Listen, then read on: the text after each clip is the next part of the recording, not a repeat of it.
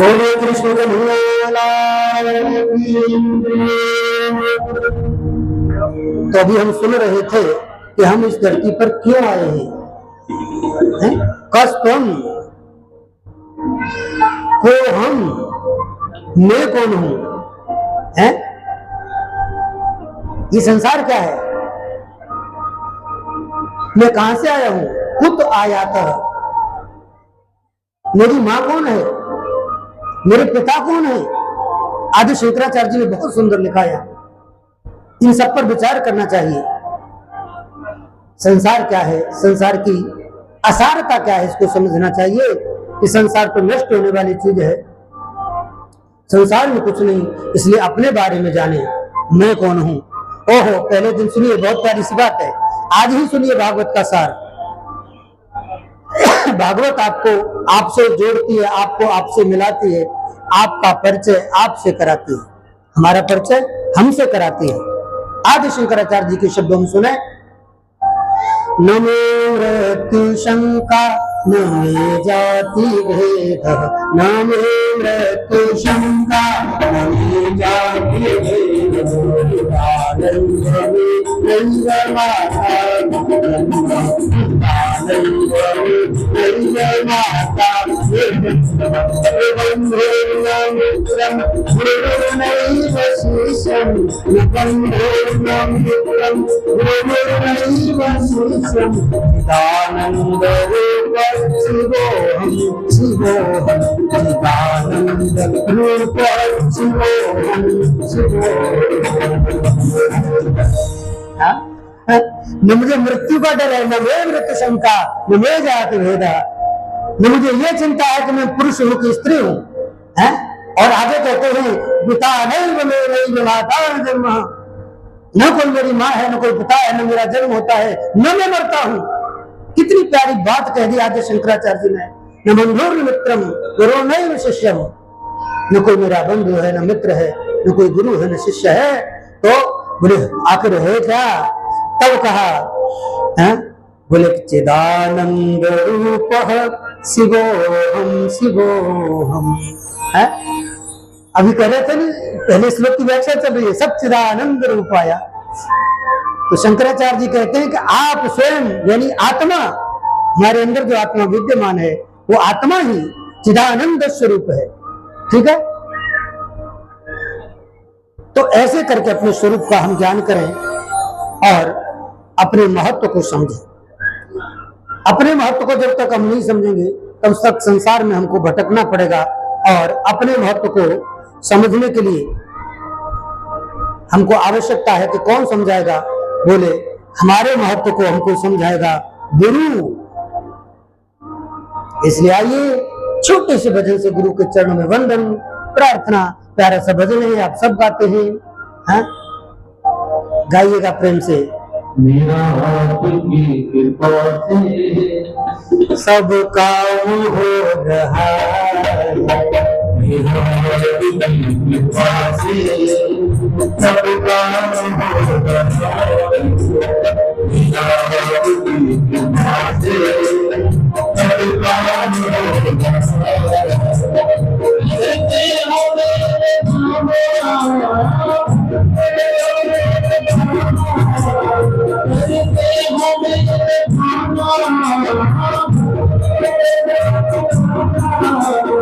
मेरा नाम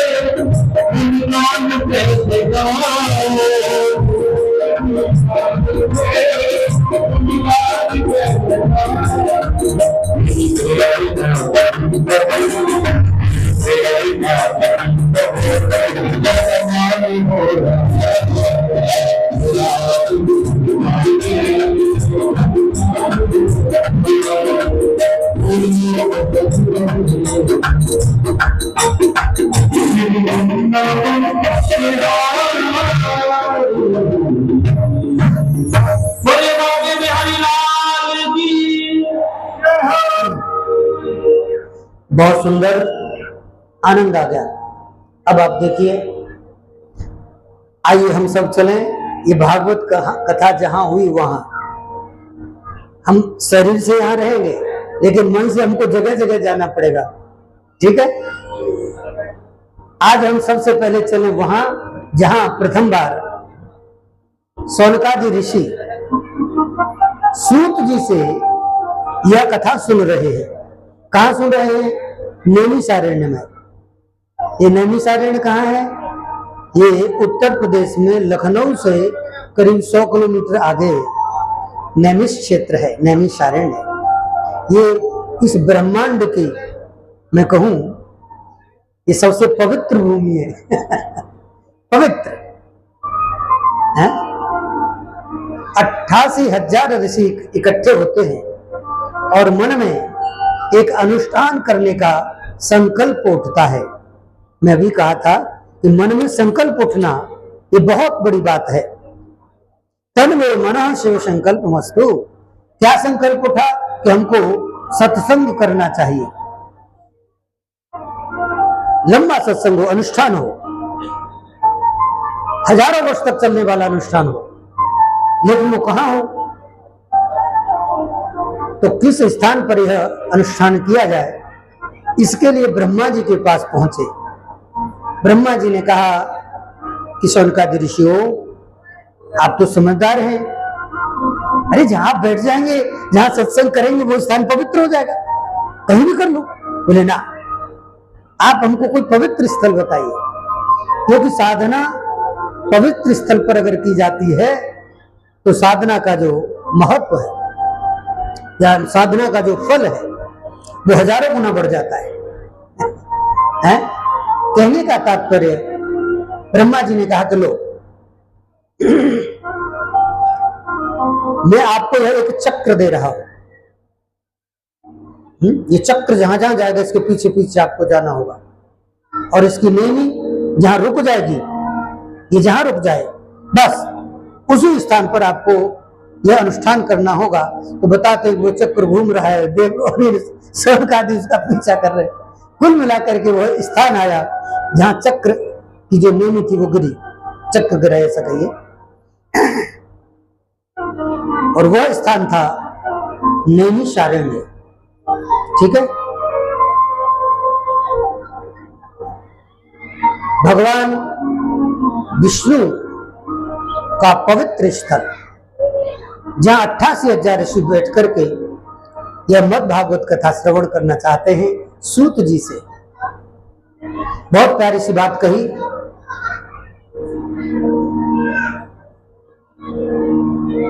सूत जी वहां पधारते हैं और ये नैमिषारण्य ऋषि क्षेत्र में जितने ऋषि थे 88,000 ऋषि एक साथ खड़े हो जाते हैं और सूत जी को प्रणाम करते हैं। क्या करते हैं? प्रणाम, नमन करते हैं, क्योंकि सूत जी विद्वान है, गुणीजन है, योग्य है, पात्र है।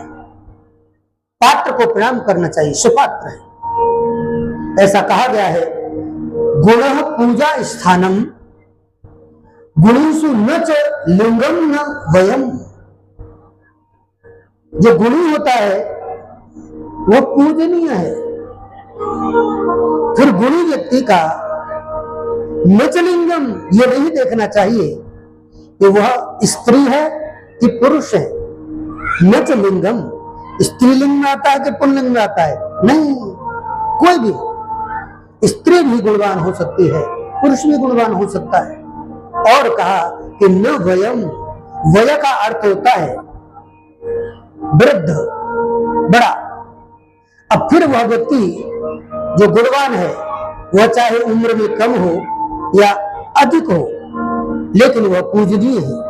तो ऐसे सुखदेव जी को सबने यहाँ नमन किया है और ऐसा कहते हैं, नैमिषे अनिमिष क्षेत्र ऋषयः सौनकादयः। हाँ, अनिमिष क्षेत्र, ये हम जो पलक मारते हैं ना आँख का, इसे निमिष कहते हैं। राजा निमि का इसके ऊपर निवास है, इसलिए निमिष, एक बार के पलक मारने को। और भगवान विष्णु है अनिमिष, भगवान पलक नहीं मारते। कितनी प्यारी बात है, भगवान पलक नहीं मारते, अनिमिष है। मंदिर में जो मूर्ति है उसकी तो आंखें मान लो खुली रहती है, आप देखते ही, लेकिन ऐसे भी भगवान के लिए कहा गया, वह अनिमिष होकर बिना पलक मारे अपने भक्तों को अपनी कृपा की दृष्टि से निहारते रहते हैं, देखते रहते हैं, उन पर कृपा वर्षाते रहते हैं। कौन? भगवान। समझ में आ रहा है सब? चलिए, आप समझदार हैं इसलिए समझ में आ रहा है, बहुत बढ़िया, प्रेम से सुनना, अद्भुत कथा है। तो ऐसे नैमिष क्षेत्र में ऐसा कहते हैं कि सत्रम स्वर्गाय लोकाय सहस्र सममाशतः। 1000 वर्ष का अनुष्ठान प्रारंभ होता है। नैमिष अरण्य है, जंगल है, जंगल में अनुष्ठान प्रारंभ हो रहा है। अलग अलग तीर्थों में अलग अलग वस्तुओं की महिमा है, ये थोड़ा जान ले। नैमिष में जंगल की महिमा है, अरण्य की। अब तो थोड़ा बहुत विकास हो भी गया है, लेकिन पहले तो बिल्कुल ही विकास नहीं था। वो तो तपोभूमि है, जंगल था, जंगल में संत तपस्या करते हैं, इसलिए तो उस स्थान को चुना। भाई वो चक्र मुंबई में जाकर के नहीं गिरा ना, अमेरिका में भी जाकर के नहीं गिरा, और भी किसी बड़े शहर में भारत में नहीं गिरा। वो कहां जाके गिरा? जंगल में। या कोई नहीं है, केवल पेड़ है, पौधे हैं, पशु है, पक्षी है। ऐसी शांत जगह पर यह कथा हो सकती थी। कथा के लिए थोड़ी शांति भी चाहिए। अभी जब एक बच्चा भी बोलता है तो ऐसा लगता है कि क्यों बोल रहा है। कथा के लिए परम शांति चाहिए। कथा में तो सिर्फ और सिर्फ ये मधुर मधुर संगीत ही अच्छा लगता है, और फिर आप जब गाते हैं तब अच्छा लगता है, बाकी अच्छा नहीं लगता। कीर्तन करते समय आप अच्छे लगते हैं, बाकी शांति से। तो नैमिष में, नैमिष क्षेत्र में अरण्य का महत्व है, यानी जंगल का महत्व है। और जो गंडकी नदी है, गंडकी नदी के सालिग्राम पूजे जाते हैं। वहां पत्थर का महत्व, पत्थर के सालिग्राम, सालिग्राम पत्थर नहीं है, साक्षात भगवान विष्णु का स्वरूप है, मंदिरों में होते हैं। सालिग्राम का महत्व है, वो पूजे जाते हैं। और कहते हैं कि बद्री नारायण जब आप गए होंगे तो वहां पहाड़ का महत्व है, नर नारायण। कहने का तात्पर्य है कि अलग अलग जगह पर अलग अलग महत्व है। नैमिष में भगवान जंगल के रूप में विराजित हैं, गंडकी में सालिग्राम के रूप में विराजित हैं, बद्री नारायण में पहाड़ों के रूप में विराजित हैं, और पुष्कर में जल के रूप में भगवान विराजित है। इसलिए जब इन तीर्थों पर आप जाएं तो इनके प्रति बड़ी श्रद्धा रखो, तो फिर आपको वहां कुछ दिखेगा, फील होगा, महसूस होगा। नहीं तो घूम करके चले आएंगे, हाथ लगेगी केवल थकान।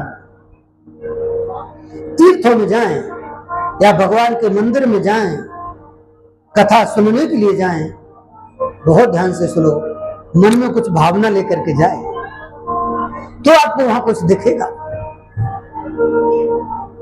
है? नहीं तो वहां जाने के बाद हमको कुछ दिखने वाला नहीं। 88,000 ऋषियों का 1000 वर्ष का सत्र है? क्यों हो रहा है? ये प्रश्न उठा कि क्या ये ऋषि लोग, क्या संतजन स्वर्ग चाहते हैं? स्वर्ग के लिए ये इतना बड़ा अनुष्ठान कर रहे हैं क्या? बोले ना, स्वर्ग इतनी बड़ी भारी वस्तु नहीं है। हाँ, क्योंकि तात स्वर्ग अपवर्ग सुख धैर्य तुला एक अंग, तुलनता ही सकल मिली, जो सुख लगे सत्संग। रामचरितमानस। ऐसा कहा जाता है कि स्वर्ग का महत्व बहुत अधिक नहीं मानना चाहिए। महत्व है तो सत्संग का है, कथा का महत्व है।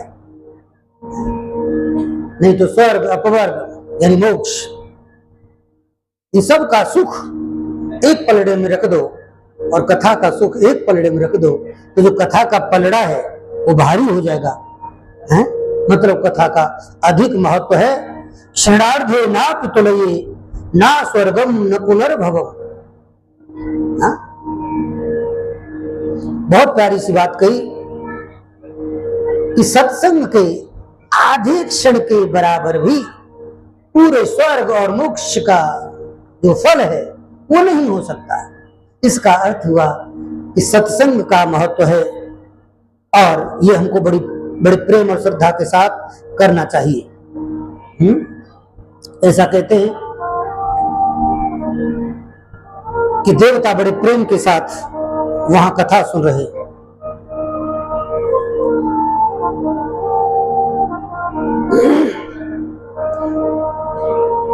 ऋषि मुनि कथा सुन रहे हैं। 88,000 शौनकादि ऋषि कथा सुनने के लिए उद्यत है। शौनकादि ऋषि सबसे पहले सूत जी से प्रश्न करते हैं। कथा के बारे में पूछने से पहले क्या करते हैं कि सूत जी की प्रशंसा करते हैं और सूत जी से कहते हैं, सूत जी उम्र में कम है, मैं पहले कह चुका हूं, देवता उम्र में अधिक हैं, बड़े बड़े पुराने महान ऋषि हैं, लेकिन छोटे से सूत जी को नमन करते हुए कहते हैं कि अज्ञान ध्वांत विध्वंस कोटि सूर्य समप्रभा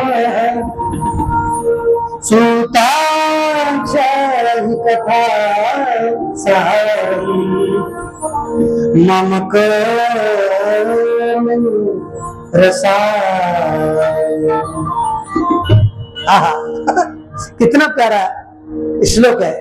कह रहे हैं कि अज्ञान ध्वांत विध्वंस, अज्ञान का विध्वंस करने वाले, हमारे अंदर जो भी अज्ञान है उसको नष्ट करने वाले, कोटि सूर्य समप्रभ, करोड़ों सूर्य के समान आपके ज्ञान का प्रकाश है?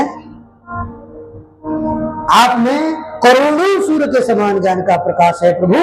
कौन, किसमें? बोले सूत जी में। हे प्रभु, आप सूत अक्षय कथा सारम, प्रभु हमें आप इस कथा का सार सुनाइए। मम कर्ण रसायनम, यह जो आपका रसायन है हम अपने कान से पीना चाहते हैं। ये अमृत है, इसका पान करो। कहां से? कान से।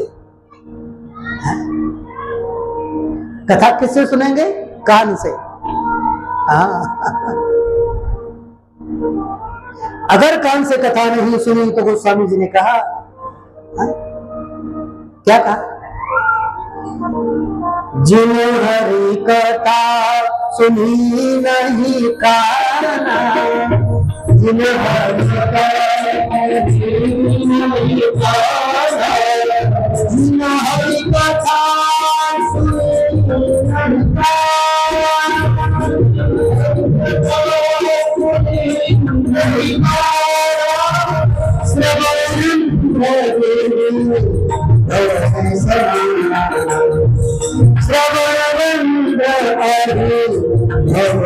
समाना, जिन हरि कथा सुनी नहीं पाना, जिन हरि कथा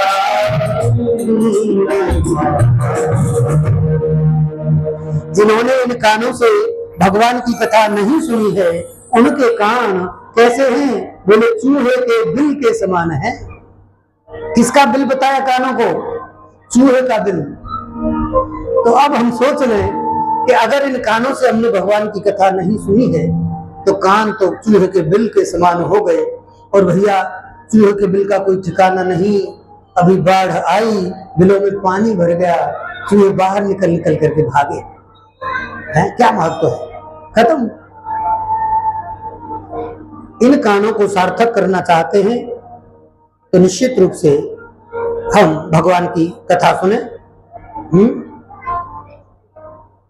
क्योंकि ऐसा कहते हैं कि जन्मांतरे भवे पुण्य सदा भागवतम लभे। अनेक जन्मों के पुण्यों के बाद हमको भागवत कथा सुनने के लिए मिलती है और हम एकाग्र चित्त होकर के सुनेंगे तो ही कोई बात बनेगी। एक छोटा सा उदाहरण आप सुने, आपके लिए बहुत आवश्यक है। और बच्चों को बाहर कर दे। एक व्यक्ति सिर्फ वहीं खड़ा रहे, बच्चों को न बात करने दे। कहने का तात्पर्य मैं इतना कहना चाहता हूं कि एक व्यक्ति एक बाजार में, मार्केट में मूर्ति खरीदने गया।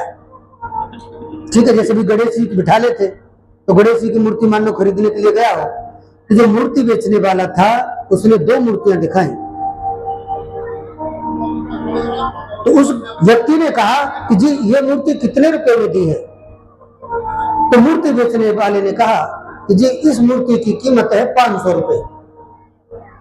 उसके पास एक और मूर्ति रखी थी, बोले जी ये कितने में मिलेगी? मूर्तिकार ने कहा कि इसकी कीमत है 5000 रुपए। तो जो खरीदने वाला था उसने कहा क्या रहे तो दोनों एक जैसे बराबर हैं, लेकिन एक की कीमत 500 रुपए, दूसरी की कीमत 5000 रुपए, ऐसा कैसे? मूर्ति बेचने वाला कहता है कि जी देखने में तो ऊपर से एक जैसी लगती है, लेकिन एक मूर्ति बड़ी रहस्यमय है और जो दूसरी मूर्ति है उसका इतना महत्व नहीं है। आप मूर्तियों के बारे में जानते हो तो थोड़ा सा आप इनके बारे में समझ लें। ठीक है, तो मूर्ति खरीदने वाला भी थोड़ा जानकार ही था। मूर्ति खरीदने वाले ने कहा शायद कोई तो अंतर इसमें होगा। तो बताते हैं उसकी जो मूर्ति थी उसने मूर्ति के कान में एक रस्सी डाल के देखा या धागा डाल के देखा, जो भी मूर्ति के कान में कोई धागा डाल के देखा। तो एक मूर्ति के कान में एक कान से धागा डाला, दूसरे से निकल गया, लेकिन दूसरी मूर्ति के कान में जब वो धागा डाला या रस्सी डाली तो पता चला कि वो दूसरे कान से नहीं निकली, तो सीधे अंदर चली गई। फिर इधर से डाल के देखी तो भी अंदर चली गई। तो जो मूर्ति खरीदने वाला था वो समझ गया कि मुझे ये मूर्ति खरीदनी चाहिए, ये मेरे काम की है। हम समझ सकते हैं कि ऐसे ही ये जितनी मूर्ति हमारे सामने बैठी है, हम भी तो मूर्ति ही हैं। हम भी दो प्रकार की हैं। एक तो ऐसे श्रोता हैं जो भगवान की कथा को सुनेंगे और कथा को एक कान से सुनेंगे और दूसरे कान से निकाल देंगे, और जब घर लौटेंगे एकदम फ्रेश होकर के लौटेंगे। समझ गए होंगे आप? एक तो ऐसे श्रोता हैं जो भगवान की कथा सुनेंगे तो सही, लेकिन अंदर बिल्कुल ना डिस्टर्ब नहीं होंगे, पूरी बाहर। First in first out. जो पहले सुन रहे हैं पहले बाहर करो, फिर दूसरे नंबर सुन रहे हैं उसको बाहर करो, फिर सुन रहे हैं उसको बाहर करो। कॉमर्स का एक फॉर्मूला है, फर्स्ट इन फर्स्ट आउट। तो वो अपनाते हैं, ऐसे श्रोता होते हैं। और दूसरे जो श्रोता होते हैं वो ऐसे होते हैं, वो आउट नहीं करते, इन करते हैं। फर्स्ट इन तो फर्स्ट इन पहले सुनेंगे, पहले अंदर ले जाएंगे, फिर सुनेंगे, फिर अंदर ले जाएंगे। तो जो सुनकर के कथा को अंदर ले जाने वाले श्रोता हैं वो मूल्यवान हैं?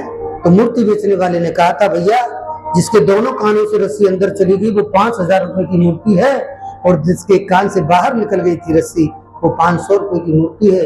अंतर केवल इतना है कि एक सुनकर के ग्रहण करते हैं और एक केवल सुनते हैं। तो कहने का तात्पर्य है कि भगवान की कथा को हम बहुत ही श्रद्धा और निष्ठा के साथ सुने, क्योंकि शौनकादि ऋषियों ने सूत जी से कहा है कि प्रभु अब आप आ गए हैं तो हमारे तो अज्ञान का नाश हो ही जाएगा। अज्ञानाध्वांत विध्वंस। अज्ञान क्या होता है? बोले अज्ञान कहते हैं माया को, और माया का अर्थ होता है जो होता नहीं उसको दिखाती है, और जो है उसको छिपाती है, ये माया होती है। तो बोले कि अब तो हमारी माया रूपी अज्ञान का निश्चित नाश होगा, क्योंकि अब आप जो पधार गए हैं यहाँ, सूत जी आ गए ना बीच में, सभी संतों के बीच में है। गीता जी कहती हैं, देवी क्लेशा गुणमयी मम माया दुरत्यया, लेकिन मामेव ये प्रपद्यन्ते मायामेतां तरन्ते।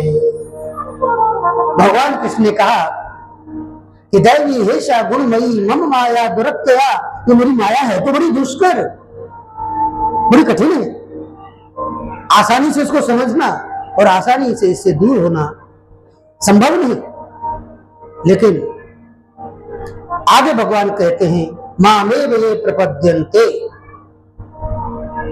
जो लोग मेरी शरण में आ जाते हैं, मामेकम शरणं व्रज। भगवान कृष्ण ने कहा मेरी शरण में आ। बोले क्यों? तो भगवान कृष्ण ने कहा कि माया में ताम तरन्ति, मेरी शरण में आएगा तो तू माया से तर जाएगा, माया का तेरे ऊपर असर नहीं होगा। है? आपने कई बार देखा होगा कि जो बिल्ली होती है, बिल्ली अपने बच्चे को अपने मुंह से पकड़ करके एक घर से दूसरे घर में ले जाती है, लेकिन बिल्ली के बच्चे पर बिल्ली के दांतों का कोई असर नहीं पड़ता। लेकिन वही बिल्ली चूहे को 1 मिनट में फंकी कर जाती है कि नहीं? बिल्ली के दांतों का असर चूहे पर तो होगा लेकिन बिल्ली पर नहीं होगा, बच्चे पर, बिल्ली के बच्चे पर नहीं होगा। इसका मतलब ये हुआ कि माया का असर मायावी लोगों पर ही होता है, भगवान के भक्तों पर नहीं। माया से अगर बचना चाहते हैं तो निश्चित रूप से हम मायापति की शरण ग्रहण करें, यानी भगवान की शरण में जाएं। आज हम भगवान की शरण में आने के लिए यहां उपस्थित हैं। किसी महापुरुष ने कहा कि माया तो सब कोई भजे, माधव भजे न कोई।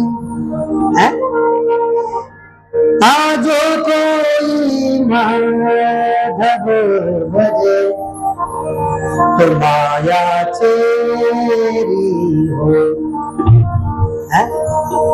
अगर हम भगवान को भजेंगे, माधव को भजेंगे, तो माया के हम गुलाम नहीं होंगे, माया हमारी गुलाम बन जाएगी। है? जिस दिन हम भगवान के गुलाम बनते हैं, उस दिन फिर ये संसार हमारा गुलाम बन जाता है, माया हमारी गुलाम बन जाती है। तेरे चरणों का मैं हूं गुलाम, मेरे अलवेले राम। हम परमात्मा के चरणों के गुलाम बने, यानी हम परमात्मा के चरणों की भक्ति करें। है? तो भगवान के चरणों की भक्ति करने के लिए भागवत से सुंदर कोई ग्रंथ नहीं। आज हम इस ग्रंथ का श्रवण करने के लिए यहाँ पधारे हैं। हम मान लें कि भागवत मृत्यु को महोत्सव में बदल देती है। मृत्यु को महोत्सव में बदल देने की क्षमता अगर किसी ग्रंथ में है, तो उस ग्रंथ का नाम है श्रीमद् भागवत। भगवान श्री कृष्ण का प्रेमी बना देने की ताकत किसी ग्रंथ में है, तो उस ग्रंथ का नाम है श्रीमद् भागवत। इसलिए हम मद् भागवत सुनते हैं। कल एक माता जी मिली, उन्होंने कहा गुरुजी कथाएं होती रहती हैं, हमारे ऊपर बड़ी कृपा है, हमको रोज कथाएं, समय समय पर कथाएं सुनने को मिलती हैं। अब बताइए, कितनी भी कथाएं हों, लेकिन कथा सुनने से हमारा मन नहीं भरता। क्योंकि कथा हमको परमात्मा से जोड़ती है, और परमात्मा आनंद स्वरूप है। तो जो परमात्मा की भक्ति करते हैं, उनके अंदर से एक अलग प्रकार की मस्ती का जन्म होता है, आनंद का जन्म होता है, अलग प्रकार की भक्ति का जन्म होता है। फिर उनको मरने का भी डर नहीं रह जाता। जा मरने से जग डरो, लेकिन मेरे मन आनंद, क्योंकि कब मरे हो कब भेटी हो पूर्ण परमानंद। जिस मरने से दुनिया को डर लगता है, मेरे अंदर तो खुशी होती है, क्योंकि मैं जानता हूं कि मैं जितना जल्दी मरूंगा उतना जल्दी अपने परमात्मा से मिलूंगा, जो आनंद का सागर है? जो पवित्र है। श्रेयसां यत् भवेत् श्रेयः पावनानां च पावनम्, कृष्ण प्राप्तिकरं शाश्वत साधनं तद्वदाधुना।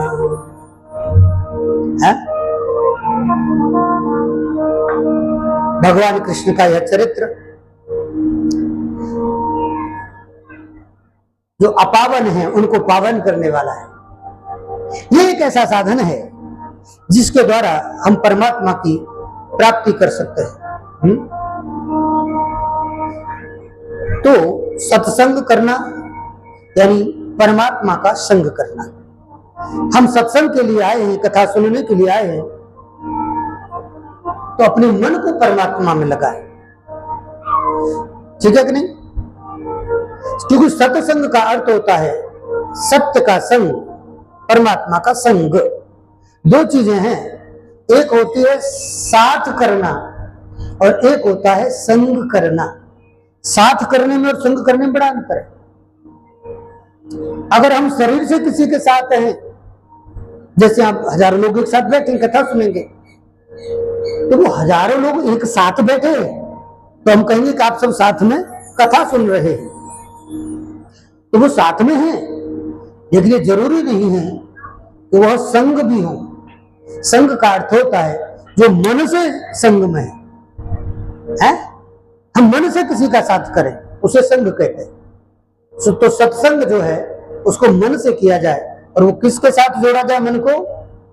मनः कृष्णे निवेशयेत्, परमात्मा कृष्ण के चरणों में हम अपने मन को जोड़ दें। तो भगवान श्री कृष्ण के इस चरित्र को सुनने के लिए हम बहुत ही मन के साथ यहाँ एकत्रित हैं और निश्चित रूप से हम कथा श्रवण करना चाहते हैं। जब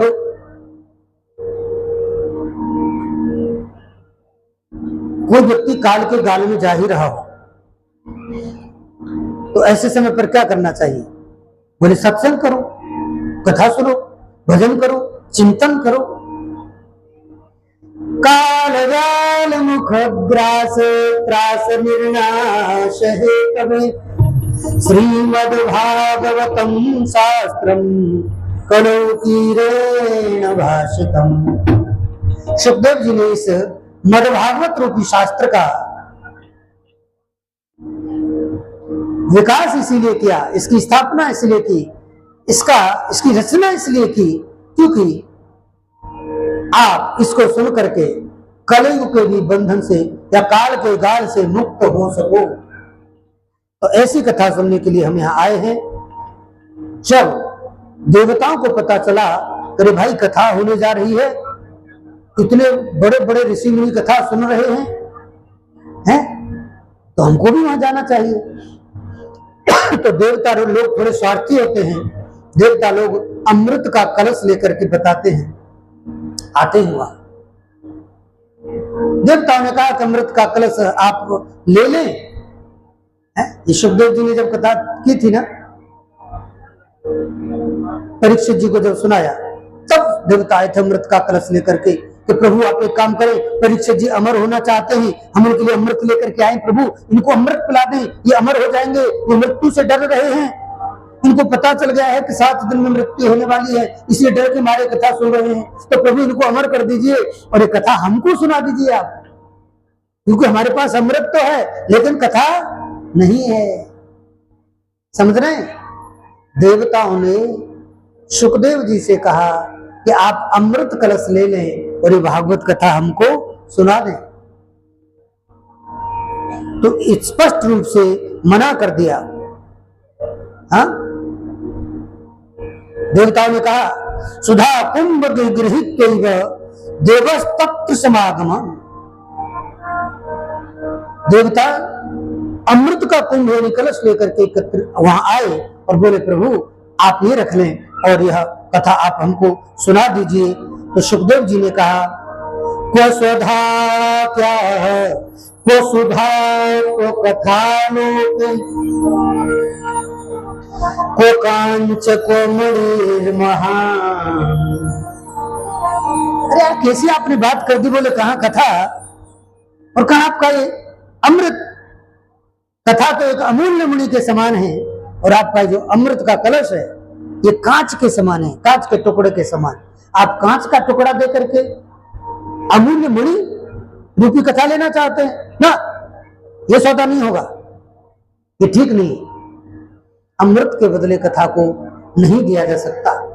तो अब हम सुन सकते हैं क्योंकि आज आप जो कथा सुन रहे हैं वो भागवत का महत्व है, महिमा है, ये महिमा का गान है पहले दिन। ठीक है, प्रस्तावना है कथा की।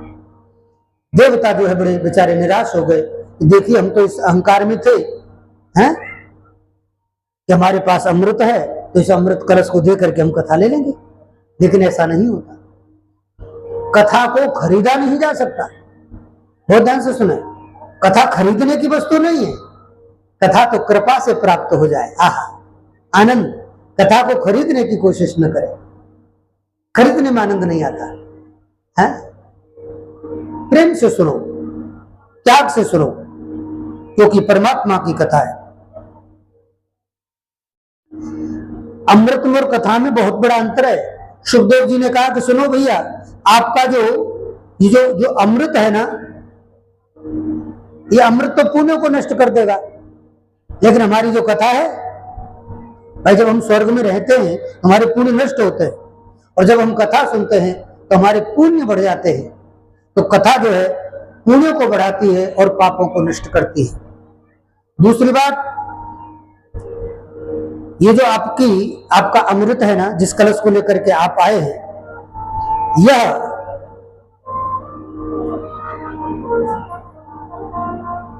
कथा की बराबरी नहीं कर सकता। यह दीर्घ जीवी तो बना सकता है लेकिन दिव्य जीवी नहीं बनाता। अमृत दीर्घ जीवी बनाएगा, लंबी उम्र कर देगा, लेकिन कथा, बोले कथा तो दिव्य जीवी बनाती है। तो कुल मिलाकर के कथा का महत्व प्रदर्शित किया कि कथा का बहुत बड़ा महत्व है। कथा के सामने स्वर्गलोक तुच्छ है, उसका कोई महत्व नहीं। क्यों? न यत्र वैकुंठ कथा सुधापगा, न यत्र यज्ञे समखा महोत्सव। सुखदेव जी कह रहे हैं कि आपके यहाँ वैकुंठ में कथा सुनने को नहीं मिलती, आपके यहाँ वैकुंठ में यज्ञ नहीं होते, आपके यहाँ वैकुंठ में कीर्तन नहीं होता, तो बताइए कि वैकुंठ का हम क्या करें? कोई भी क्या करें है? अरे जो कथा के रसिक हैं, जिनको कथा में आनंद आता है, उनको तो कथा ही पसंद है भाई, उनको अमृत नहीं चाहिए है? ऐसा कहते हैं कि नारद जी एक बार घूमते घूमते वृंदावन पहुंचे। अब एक उदाहरण आ रहा है भक्ति देवी का, बहुत प्यारा सा उदाहरण है। नारद जी घूमते घूमते वृंदावन पहुंचे। कहां पहुंचे? वृंदावन। नारद जी ने देखा वहां एक जवान महिला, एक तरुणी रो रही है और उसके सामने दो वृद्ध अचेत अवस्था में पड़े हैं, जैसे गैर होश होकर के पड़े हो। और वह तरुणी युवती बार बार चिल्ला चिल्ला करके रो रही है और वो भीख मांग रही है कि कोई इनको जीवित कर दे, होश में ले आए। नारद जी ने कहा, जी आप कौन है, आपका परिचय क्या है? उन्होंने कहा कि जी मैं भक्ति देवी हूं। बोले भक्ति? बोले हाँ। तो बोले आपके सामने कौन है? ये जो वृद्ध जो हैं, ये दो अचेत अवस्था में पड़े हैं, ये कौन है? भक्ति देवी ने कहा कि नारद जी यही तो मुझे दुख है, मैं इसीलिए तो रो रही हूं, ये मेरे बेटे हैं। नारद जी ने कहा कि माता जी आप तो बिल्कुल अभी जवान है, लेकिन आपके ये जो बेटे हैं वृद्ध कैसे हो गए? भक्ति ने कहा कि यही तो बात है, वृंदावन में भक्ति तो खूब है, वो खूब नाचते हैं, खूब गाते हैं, खूब हरि बोल होता है, लेकिन ज्ञान और वैराग्य की ओर ज्यादा ध्यान नहीं देते। ये मेरे बेटे यहाँ आकर के देखो एकदम अचेत हो गए, ज्ञान वैराग्य की यहाँ कोई कीमत नहीं, कोई महत्व नहीं, कोई मूल्य नहीं। नारद जी ने कहा, देवी जी मैं आपकी क्या सेवा कर सकता हूं? भक्ति देवी ने कहा, गुरु जी आप अगर हमारे ऊपर कृपा करें तो कैसे भी करके हमारे इन बच्चों को युवान बना दें। नारद जी ने कहा ये कैसे संभव है? तो नारद जी ने दूसरे संतों से सुझाव लिया। नारद जी ने विद्वान संतों से पूछा, जी ये भक्ति देवी बड़ी परेशान है, ये जो बच्चे हैं इनको कैसे जवान किया जा सकता है? तो संतों ने सुझाव दिया कि नारद जी आप तो इतने बड़े विद्वान हैं, जब आप नहीं जानते तो हम कहां से जानेंगे? बोले नहीं बताइए। बताते नारद जी ने बड़े बड़े संतों से पूछा। किसी ने कहा जी इनको आप गीता का पाठ सुना दें तो ये जवान हो जाएंगे। किसी ने कहा कि आप वेदों को सुना दें, किसी ने कहा उपनिषदों का ज्ञान इनको दिया जाए। और कोई तो नारद जी की बात सुन करके नारद जी को नमन करके आगे बढ़ जाए। नारद जी जिससे भी पूछे तो वो नारद जी को देख करके, नारद जी ब्रह्मा जी के मानस पुत्र हैं, इतने बड़े ज्ञानी हैं, हम इनको क्या सुझाव देंगे? ऐसा कहते हैं कि नारद जी जिस संत को पूछे ना, वो संत प्रणाम करके आगे बढ़ जाए, उत्तर नहीं दे। वो संत सोचे कि नारद जी को ज्ञान देने वाले हम कौन? कुल मिलाकर के नारद जी ऐसा कहते हैं कि भटकते भटकते भटकते भटकते बद्रिकाश्रम में पहुंचे। ठीक है, बद्रीनाथ। बद्रीनाथ में नारद जी बहुत उदास हो गए कि मुझसे इतनी अनुनय विनय के साथ भक्ति ने निवेदन किया और मैं उसके बच्चों को जीवित मतलब मूर्छित अवस्था से बाहर नहीं ला पाया।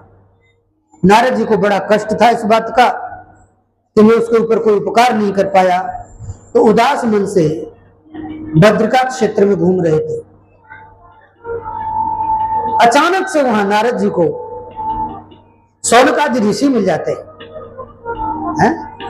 सनक, सनंदन, सनातन और सनत कुमार। ठीक है, ये चारों ब्रह्मा जी के मानस पुत्र हैं और हमेशा 5 वर्ष के रहते हैं। ब्रह्मा जी ने इनसे कहा था कि देखो मेरी पहली सृष्टि है, आप जाइए, मैं आपको आदेश देता हूं कि सृष्टि का विस्तार करो। सनक, सनंदन, सनातन, सनत कुमार ने कहा कि पिताजी हम हाथ जोड़ के प्रार्थना करते हैं, हम ये जिम्मेवारी नहीं निभा सकते, हम सृष्टि का विस्तार नहीं कर सकते। तो ब्रह्मा जी को बड़ी गुस्सा है कि अपने पिता की आज्ञा का पालन नहीं करते हो, बड़ी गुस्सा है। बोले जाओ, आपको सृष्टि का विस्तार करना ही पड़ेगा, आज नहीं करोगे तो बड़े होकर के करोगे। तो सनक, सनंदन, सनातन और सनत कुमार ब्रह्मा जी के इन चारों पुत्रों ने कहा कि हम बड़े होंगे ही नहीं। तो बोले मतलब? बोले हम इतने ही रहेंगे। इतने मतलब 5 वर्ष के हैं। जद्यप बालक बहुकालीना, हम चाहे कितने भी बड़े हो जाएं लेकिन हम रहेंगे बालक 5 वर्ष के।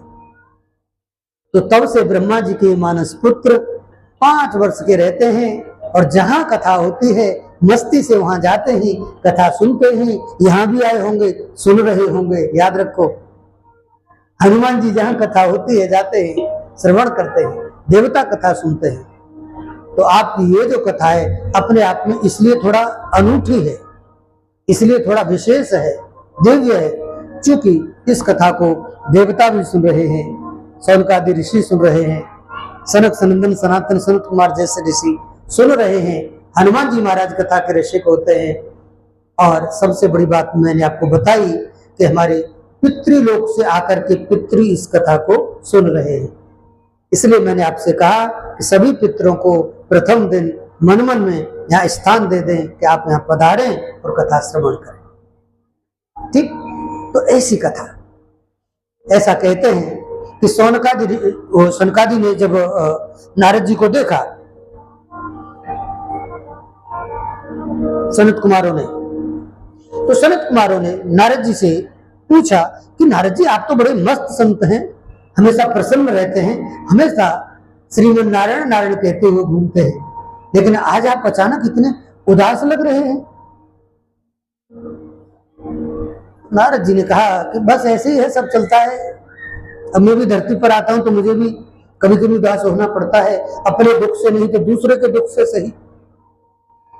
ऐसा कहते हैं कि नारद जी की उदासी सनत कुमारों से नहीं देखी गई। उन्होंने पूछा कि नहीं, आप कारण बताइए, आप उदास क्यों हैं, आपका मुख मलिन क्यों है? तब नारद जी ने कहा कि वास्तविकता यह है कि मैं भक्ति देवी को वचन देकर के तो आ गया वृंदावन में कि आपके पुत्रों की आयु कम कर दूंगा, इनको युवान बना दूंगा, लेकिन मैं कर नहीं पाया।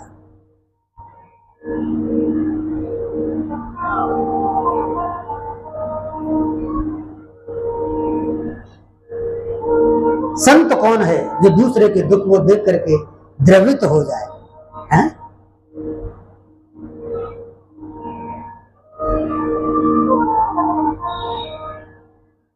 संत हृदय नव नीत समान,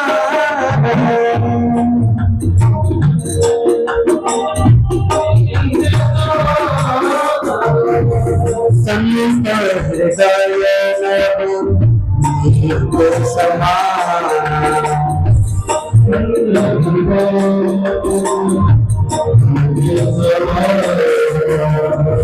संतों का हृदय मक्खन जैसे कोमल होता है, है? लेकिन अंतर यह है कि मक्खन निज परिताप द्रवहि न बनीता, लेकिन पर दुख द्रव ही संत सुपुनीता। मक्खन भले कोमल होता है, संत का हृदय भी मक्खन के समान है, लेकिन मक्खन से संत इसलिए श्रेष्ठ है क्योंकि संत तो खुद ताप लगता है, तब पिघलता है, लेकिन संत दूसरे के ताप से पिघल जाते हैं, द्रवीभूत हो जाते हैं। नारद जी द्रवीभूत हैं, उदास हैं। ऋषियों ने कहा, बोले आप बस इतनी सी बात के लिए परेशान हैं? बोले परेशान नहीं हूं। तब नारद जी ने कहा, परेशान इसलिए हूं, पुष्करम च प्रयागं च काशी गोदावरी तथा कुरुक्षेत्रम कुरुक्षेत्रम श्रीरंग सेतु बंधनम। नारद जी ने कहा, मैं सब जगह गया, मैं पुष्कर राज में गया, लेकिन किसी संत ने मुझे उस ज्ञान वैराग्य के दुख को दूर करने का ठीक से कोई उपाय नहीं बताया। इसके बाद में प्रयागराज में गया जो तीर्थों का राजा है, लेकिन वहां भी मेरी समस्या का समाधान नहीं हुआ। मैंने सोचा काशी में तो बड़े बड़े विद्वान रहते हैं, शायद काशी में कोई मेरा सपोर्ट करे, सहयोग करे, लेकिन मुझे वहां के विद्वान भी संतुष्टिपूर्ण उत्तर नहीं दे पाए। गोदावरी गया, हरिद्वार गया, कुरुक्षेत्र गया, जगन्नाथपुरी गया, सब जगह गया, लेकिन मेरे प्रश्न का उत्तर कोई नहीं दे पाया। कोई मुझे ऐसा उपाय नहीं बता पाया जो कि ज्ञान वैराग्य के कष्ट को दूर कर सके, यानी भक्ति के कष्ट को दूर कर सके। अरे तो संतों ने कहा कि नारद जी बस इतनी सी बात है? बोले हाँ। बोले आप निश्चिंत हो जाओ, आप प्रसन्न हो जाइए, मान लीजिए कि आपका काम हो गया। नारद जी ने कहा, अगर मेरा काम इतना आसान होता तो मुझे इतना क्यों भटकना पड़ता? नारद जी को विश्वास नहीं हुआ। संतों ने कहा, सत्कर्म सूचको ज्ञान यज्ञ स्मृतो बुधई श्रीमद्भागवतालाप सतुगीत सुकादभिः। अरे आप उनको श्रीमद् भागवत की कथा सुनाइए, उनका कष्ट दूर हो जाएगा। तब नारद जी ने कहा, करे आपने भी हद कर दी।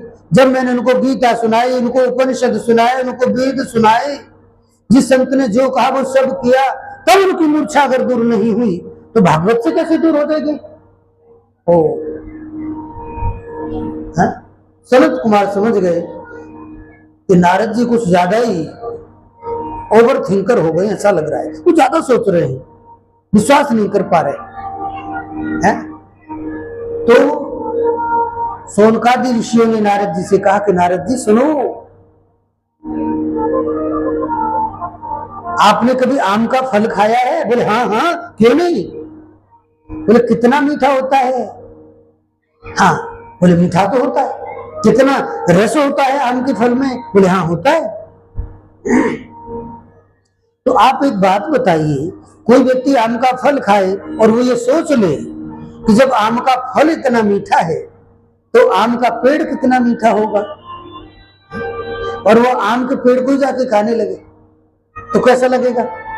आम का पेड़ अच्छा लगेगा? नहीं लगेगा।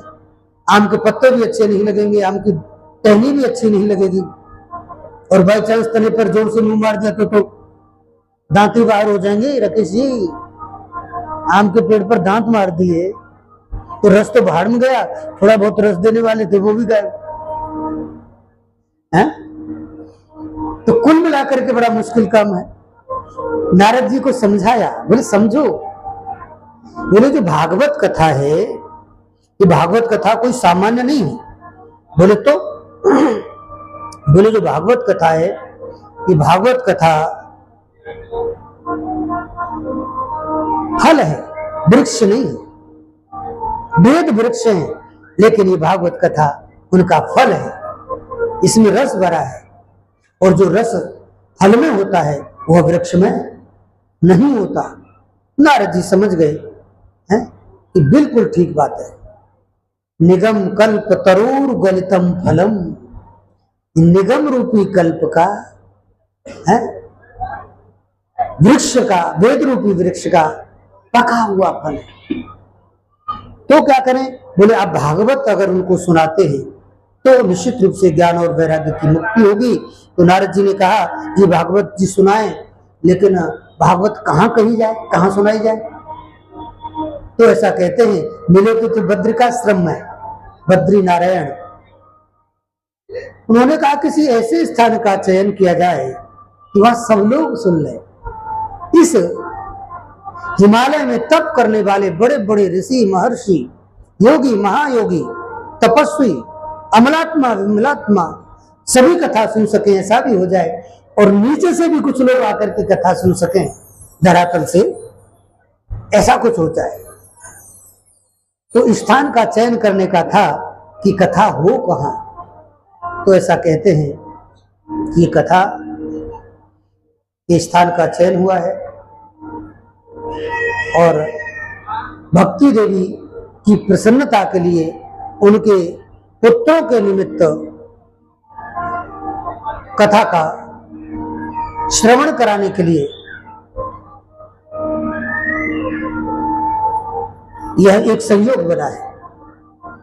कथा जब हो तो हम अकेले कथा न सुने,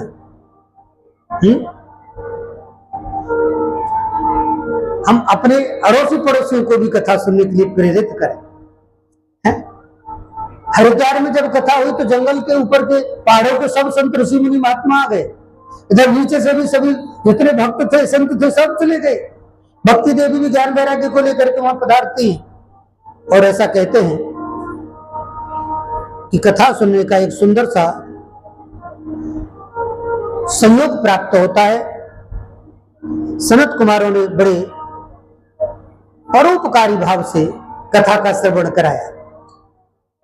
परोपकारी भाव का मतलब है कि दूसरे का उत्थान करने के लिए, दूसरे पर कृपा करने के लिए, दूसरे का कल्याण करने के लिए कथा का श्रवण कराया जाए।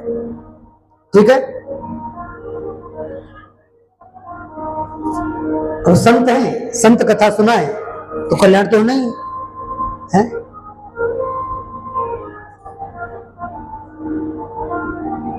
संत बिटप सरिता गिरिधरनी, संत बिटप सरिता गिरिधरनी, परहि कहे तो सबरी करनी, परहि कहे तो सबरी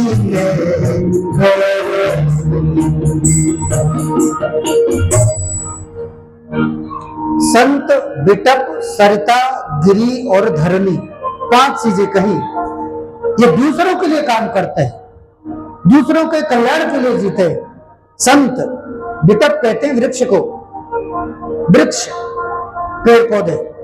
अगर पेड़ न हो तो कोरोना में आपको पता चली गया था कि ऑक्सीजन नहीं मिल रही थी। पेड़ों की महिमा समझ में आई थी, लेकिन हम भूल भी बहुत जल्दी जाते। कोरोना निकलने के बाद भी पेड़ों की कटाई कम नहीं हुई, तो उसका परिणाम हुआ कभी फिर बाढ़ आ गई, फिर पहाड़ टूटने लगे। ये जो जितनी प्राकृतिक आपदाएं आ रही हैं, इसमें कहीं ना कहीं जिम्मेवार तो हम हैं, मनुष्य ही जिम्मेवार है। ठीक है?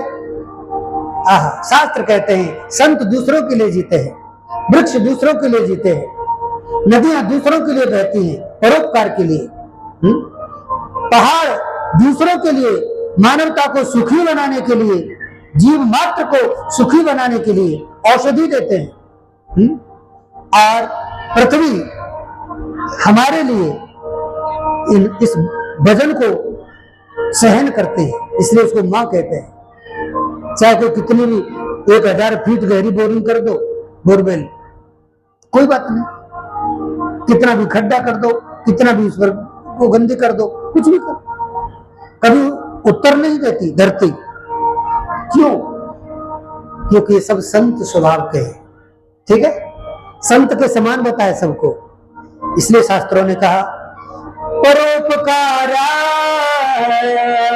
फलन्ति वृक्षा परोपकाराय वहन्ति नद्या परोपकाराय दुहन्ति गावा परोपकारार्थ इदं शरीरम। कितनी प्यारी बात कही। और कुछ चीज जोड़ी। वृक्ष परोपकार के लिए फल देते हैं, परोपकाराय फलन्ति वृक्षाः। और नदी परोपकार के लिए बहती है, दूसरों को जल देती है। और इतना ही नहीं, गाय परोपकार के लिए दूध देती है। दुहंत गावाः, गाय परोपकार के लिए दूध देती है। और कहते हैं कि हमें यह शरीर परोपकार के लिए मिला है, इनसे कुछ सीखो। परोपकारार्थ इदं शरीरम। मैं तो एक संत होने के नाते आपको इतना कहूं कि जीवन में कुछ भी करो, अपने स्वार्थ के लिए काम करो, मनाए नहीं, लेकिन थोड़ा सा समय ऐसा जरूर निकालो कि हम कुछ परोपकार के लिए करें, दूसरे के लिए करें, दूसरे के लिए सोचें, भगवान के लिए समय निकालें। हैं? ऐसा अगर हम करते हैं तो हम मनुष्य हैं। नहीं तो मनुष्य के शरीर में होते हुए भी हम मनुष्य नहीं हैं। फिर तो हम मनुष्य रूपेण मृगाश्चरन्ति, मनुष्य के रूप में है पशु पक्षी जैसे ही। थोड़ा सा समय जीवन में, थोड़ा सा 24 घंटे में से 1 घंटे समय हम दूसरों के लिए निकालें। 23 घंटे में अपना कल्याण करें, 1 घंटे में दूसरों का कल्याण करें, तो हम मनुष्यता की श्रेणी में आते हैं। कुल मिलाकर के अब संतों ने परोपकार के लिए कथा की है। नारद जी ने बहुत सारे प्रश्न किए थे। शौनकादि ऋषियों ने कथा के बारे में उनकी सारी शंकाएं दूर की थी। और उसके बाद कहा था कि भागवत एक तीर्थ के समान है। और ऐसा कहते हैं कि इसके चौथाई श्लोक का जो फल है वह करोड़ों अश्वमेध यज्ञ के समान है। करोड़ों अश्वमेध यज्ञ का जो फल मिलता है वह श्रीमद् भागवत कथा के श्रवण से मिल जाता है।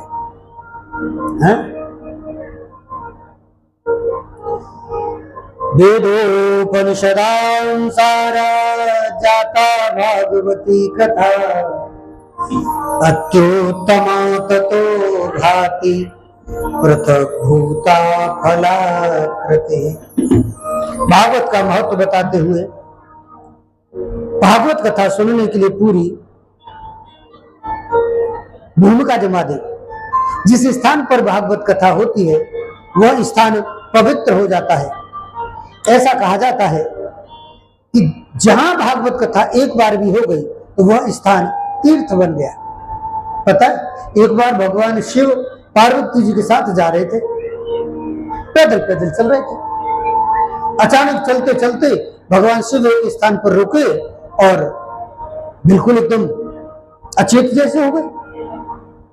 अचानक से उनके अंदर एक ऐसा भाव आया, वो एकदम मगन हो गए, अपने आप में खो गए और वहां लेटने लगे, जमीन पर लेटने लगे, उस मिट्टी में लेटने लगे, धूल में लेटने लगे। पार्वती जी ने कहा, प्रभु अभी तो आप ठीक ठाक थे, अचानक से आपको क्या हो गया? पता है, भगवान शिव ने कहा, पार्वती जी आप नहीं समझेंगी। बोले क्यों? आप समझेंगे और मैं नहीं समझूंगी, मैं कोई आपसे कम हूं क्या? ऐसा कहा, मैं आपकी पत्नी हूं। भगवान शिव ने कहा, पत्नी हो इसलिए तो नहीं समझेंगी। समझ रहे? पत्नी हो इसलिए नहीं समझेंगी, नहीं तो समझ भी जाती ना। ऐसा नहीं हो सकता। आप बताइए कैसा क्या हुआ? क्या आप अचानक से सीधे चल रहे थे और आप लेट गए, रोने लगे, आपकी आंखों में आंसू आ गए? आखिर क्या है ऐसा? मुझे तो कुछ दिखता नहीं। बहुत ध्यान से सुने माताएं। पार्वती जी ने भगवान शिव से कहा कि आप रास्ता चलते चलते अचानक धरती पर लेट गए, रोने लगे, यह ऐसा क्या है? तब भगवान शिव ने कहा कि पार्वती जी ये धरती जो है, ये भूमि, ये तीर्थ भूमि है। पार्वती जी ने कहा, यहाँ कौन सा तीर्थ है? ये तो कोई तीर्थ नहीं है, ऐसे आप कहीं भी तीर्थ बता दोगे? बोले हाँ ये तीर्थ है। बोले क्यों? भगवान शिव कहते हैं कि यहाँ इस भूमि पर जहां अभी हम लेट गए हैं, यहाँ आज से 1000 वर्ष पहले भागवत कथा हुई थी। क्या हुआ था? भागवत कथा हुई थी। इसलिए ये जगह पवित्र है, ये तीर्थ बन गई है। इसलिए मुझे यहाँ एकदम लेटने का मन किया, इसको नमन करने का मन किया, साष्टांग दंडवत करने का मन किया। ऐसा कहते हैं कि भगवान शिव की इस भावना से पार्वती जी बहुत प्रभावित हुई, उनको अच्छा लगा कि अगर ऐसी बात है तो बात ही क्या है। और फिर वहां उस भूमि को नमन करके आगे चलने लगी। कथा आती है कि बहुत आगे चलते चलते चलते चलते फिर एक जगह भगवान शिव दोबारा लेट गए। पार्वती जी ने कहा ये आपको बार बार क्या होता है, यहाँ क्या हो गया, यहाँ कौन सा तीर्थ आ गया? भगवान शिव ने कहा पार्वती जी यहाँ भी ये भी तीर्थ भूमि है, पवित्र स्थल है। बोले क्यों? तब भगवान शिव ने कहा कि यहाँ 1000 वर्ष बाद कथा होगी, ऐसा संकल्प लिया किसी ने। पार्वती जी ने कहा तो भी पवित्र हो गई? बोले हाँ।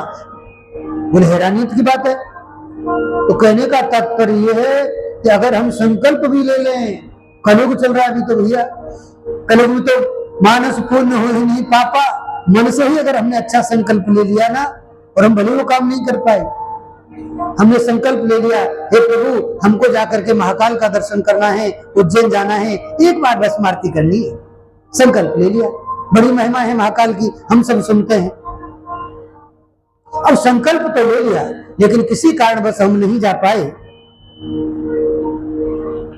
और हम धरती से चले गए, मान लो ऐसा हो गया, तो ऐसा कहा जाता है वहां जाकर के जो आपको पुण्य मिलता वो पुण्य बिना ही जाए आपको मिल जाएगा, क्योंकि आपने मन से सोचा था लेकिन आप काम नहीं कर पाए। तो कहने का तात्पर्य है ये इस भागवत कथा की महिमा है जो कि आज आप श्रवण कर रहे हैं।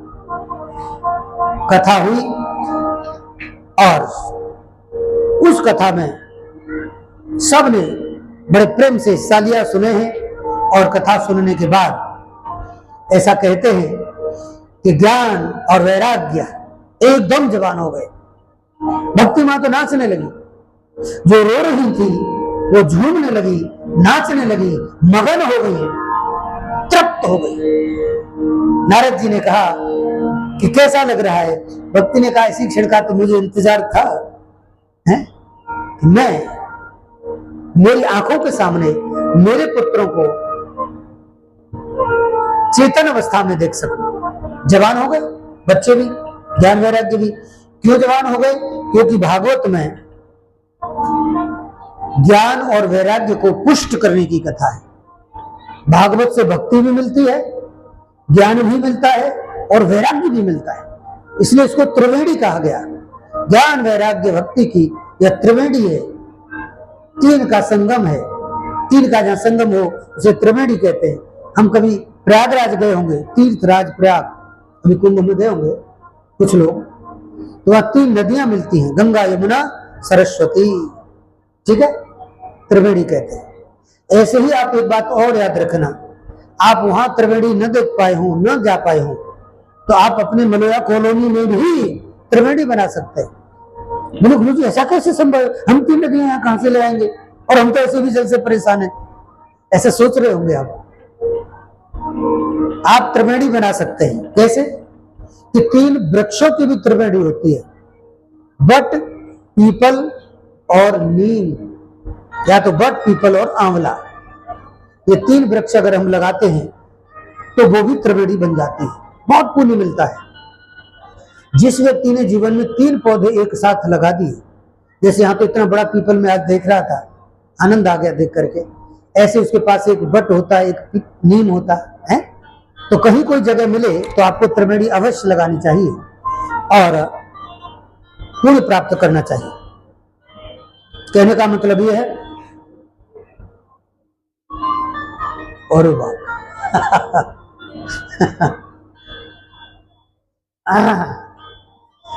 आनंद की बात है कि जीवन में त्रिवेणी एक बार लगाओ तो आपके जीवन में पुण्य की प्राप्ति होगी। तो नारद जी ने कहा प्रभु भक्ति प्रसन्न हो गई, ज्ञान वैराग्य जवान हो गए, ये तो बहुत अच्छी बात रही। अब आप हमको ये बात बताइए इस कथा का और क्या फल है? कथा कैसे कैसे पापियों को तार सकती है। कथा ने ज्ञान और वैराग्य को तार दिया, ये बात तो समझ में आ गई। लेकिन प्रभु हमें आप ये बताइए कि और किस किस प्रकार के पापियों का उद्धार ये भागवत कथा कर सकती है, पापियों को पावन बना सकते हैं। तब नारद जी कह रहे हैं, बहुत ध्यान से सुना, ये मानवा पाप कृता सर्वदा तदा दुराचार मार्ग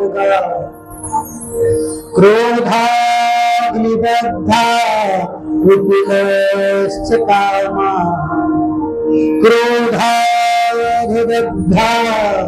विपुलश्च कामिनः सप्ताह यज्ञेन कलौ पुनन्ति। नारद जी ने इशारा करते हुए उदाहरण देते हुए कहा कि सुनिए, बहुत प्रेम से सुनिए, ये मानवाः पाप कृतस्तु सर्वदा, जो मनुष्य सदा पाप में ही लगे रहते हैं, जिनके जीवन में पाप ही पाप है, झूठे लेना, झूठे देना, झूठे भोजन, झूठ चबेना, झूठी बोलते रहते हैं, अच्छे काम करना जानते ही नहीं, ऐसे पापी लोग भी चाहे वो कितने भी क्रोधी हो, क्रोध की अग्नि में जल रहे हों, ऐसे पापी क्यों न हो, कितने भी कुटिल हो, कितने भी कामी हो। नारद जी, अगर किसी ने 7 दिन की भागवत कथा का श्रवण कर लिया तो वो मुक्त हो जाते हैं, तर जाते हैं, उन सबके पाप दूर हो जाते हैं। तो नारद जी के अंदर ये शंका थी, मान लो वो तो ज्ञान वैराग्य तो पवित्र हो गए, अच्छी बात है, लेकिन पापी लोग पवित्र हो सकते नहीं। कलयुग में तो एक से एक बड़े पापी पड़े हैं, तो ये कैसे पवित्र होंगे? तब नारद जी ने कहा ये सभी पवित्र हो सकते हैं। इस कथा में ऐसी ताकत है, वह शक्ति है कि सभी को पवित्र कर देते हैं। बोले कैसी बात कर रहे हैं? बोले हाँ। तो नारद जी ने कहा, एक उदाहरण दिया, फॉर एग्जाम्पल। क्या उदाहरण दिया? नारद जी ने उदाहरण दिया, बोले एक पंडित जी थे, उनका नाम था आत्मदेव। आत्मदेव पंडित जी, आत्मदेव पंडित जी का उदाहरण देते हुए ये प्रसंग नारद जी ने महात्म्य में समझाया है। कह रहे हैं कि तुंगभद्रा नदी के किनारे आत्मदेव नाम के एक पंडित जी रहते थे, जो कि बहुत विद्वान थे, बड़े श्रेष्ठ थे, बड़े महान थे, बड़े पवित्र आत्मा थे, बड़े त्यागी थे, बड़े ज्ञानी थे, वैराग्यवान महापुरुष थे। गृहस्थ होते हुए भी गृहस्थ से दूर थे, ऐसे पंडित जी रहते थे।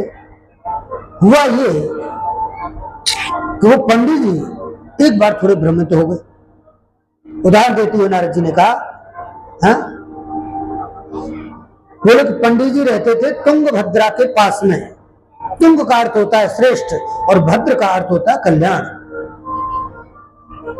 तो श्रेष्ठ और कल्याणकारी भावनाओं के साथ जीवन जीने वाले पंडित जी उत्तमपुर में रहते थे, मतलब इस शरीर में उनकी आत्मा का निवास है। आत्मदेव मतलब आत्मा को ही कहा, ठीक है, ये शरीर ही उत्तमपुर बताया, और आत्मदेव पंडित जी मतलब हमारी ही आत्मा, हम सब आत्मदेव हैं, ऐसा मान के चलें। इस कथा को अपने ऊपर उतार सकते हैं। लेकिन उनकी जो पत्नी थी, कुतर्क रूपी पत्नी, कुतर्क रूपी बुद्धि धुंधली, उसका उदाहरण दिया। और एक कुतर्क बुद्धि का जो फल था वो था उनका पुत्र, उसका नाम था धुंधकारी। हुआ ये, नारद जी कह रहे हैं कि पंडित जी के यहाँ बहुत दिन तक कोई संतान नहीं हुई। क्या नहीं हुआ? संतान नहीं हुई। तो पंडित जी थे तो बड़े अच्छे, बड़े धर्मात्मा, लेकिन एक बार बड़े उदास हो गए। बोले यार गृहस्थ का मतलब क्या हुआ, इसमें कोई संतान नहीं है। तो बड़े उदास होकर के जंगल में गए। बड़े प्रतिष्ठावान थे, प्रतिष्ठित थे, लोकप्रिय थे, लोग उनका बड़ा आदर करते थे, सम्मान करते थे। तो ऐसी स्थिति में जब सम्मान करते थे तो किसी के सामने दुख भी नहीं व्यक्त कर सकते थे। मैं आपको एक बात बता दूं, आम आदमी तो किसी से भी अपना दुख रो देगा, लेकिन जो बड़ा आदमी है या विख्यात है, प्रतिष्ठित है, वो सबके सामने अपना दुख नहीं रो सकता। दुखी रहेगा लेकिन दुख बताएगा नहीं। पंडित जी ने ये किया, एक बार जंगल में जाकर के दहाड़ दहाड़ के रोने लगे, जंगल में जाकर रोने लगे, बहुत जोर से रो रहे थे, दुखी हो रहे थे, फूट फूट कर रो रहे थे और निर्णय ले लिया कि मुझे कोई जल देने वाला नहीं तो मेरा जीवन बेकार है। संतान के वियोग में, संतान न होने की स्थिति में आत्मदेव पंडित जी जंगल में जाकर के रुदन करते हैं, चिल्ला चिल्ला करके रो रहा, आज तो शरीर रहेगा ही नहीं, ये निर्णय ले लिया, प्राण त्याग दूंगा, लेकिन ऐसा जीवन नहीं जी सकता। अचानक से एक संत का दर्शन होता है। संत जी ने कहा, अरे अरे पंडित जी क्यों, क्या हुआ? है? आत्मदेव पंडित जी ने कहा, बोले हुआ ये कि देखो मेरी इतनी उम्र हो गई लेकिन मेरे कोई संतान नहीं है, एक पुत्र चाहिए, आप आशीर्वाद दें कि मुझे पुत्र रूपी संतान की प्राप्ति हो।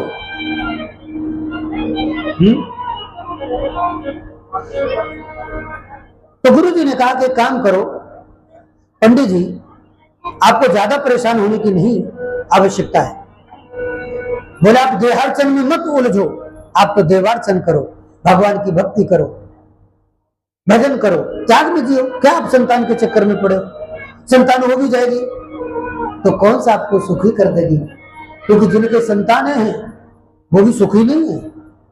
और नहीं तो आप लोगों से मिलकर के एक बार पता कर लें कि संतान वाले कितने लोग संतान से सुखी। संत जी ने बड़े प्रेम से नारद जी को, आत्मदेव पंडित जी को समझाया, लेकिन पंडित जी की समझ में एक बात नहीं आई। हाँ? संत जी ने कहा, पंडित जी त्यागात शांति निरंतरम, त्याग से शांति मिलती है, तो आप क्यों उलझने जा रहे हो? अस्थि स्तंभ स्नायु बद्धम मांस शोणित लेपितम, ये जो शरीर है ये हार्ड मांस का शरीर है, एक दिन ये खुद ही गल जाने वाला है, ये खुद ही नष्ट हो जाने वाला है। आप जब यही इसी का ठिकाना नहीं तो आप दूसरे क्यों सुखों के लिए परेशान हैं? आप ज्यादा मोह न करें।